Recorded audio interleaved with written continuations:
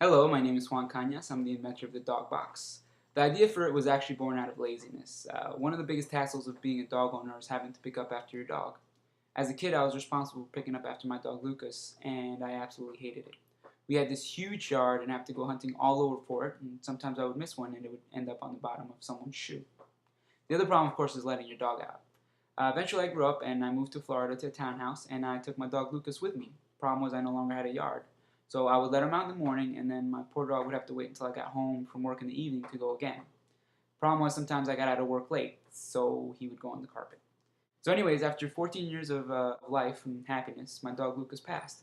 And I swore that if I ever got another dog, I was going to come up with a way to deal with this part of being a dog owner to make it less of a hassle.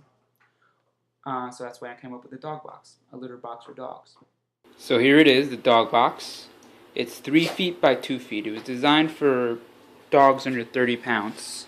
As you can see close up, it's gravel on top. So the reason I did gravel is because, like I said before, where you can scoop it up, and then whatever filters through goes through this wire mesh, and then underneath you have the plastic tray with the absorbent material, in this case walnut shells. And then the box itself is made out of what appears to be wood, but is actually the recycled plastic, which is pretty tough, as you can see. What I was looking for was 3 things. I wanted, 1, a designated place for the dog to go to the bathroom. 2, a way so he could go to the bathroom without me having to let him out. And 3, something that was easy to clean up and hygienic. The dog box is made out of plastic, recycled plastic actually, so it's resistant to chewing, to mold, and to odors. It won't rust, and it's environmentally friendly. I used gravel instead of grass or fake grass because gravel allows the urine to filter through, and it won't absorb odors, and it's pretty much indestructible. So if your dog decides to dig it up, it won't create a mess the way it happens when you have real grass inside. And then finally, I put a plastic tray on the bottom with some liner on it where you put absorbent material. I use walnut shells. So the urine that filters through the gravel gets absorbed and won't create a mess or smell.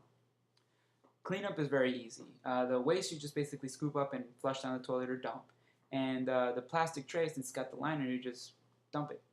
If there's any residue on the gravel, or if your dog has a bad case of the runs, you just hose it down. Or if you don't have access to a hose, you just get a pitcher of water with a little bit of bleach in it and dump it, and then take the plastic tray and dump it the way you normally would. So it's kind of hassle-free way to deal with your dog's waste. Now, it wasn't until I started looking into it that I found out that dog waste is actually a huge environmental problem in cities. So that's when I realized the dog box could be more than just a solution for lazy dog owners such as myself, but on a bigger scale, it can be the answer to the problem of dog waste pollution in metropolitan areas.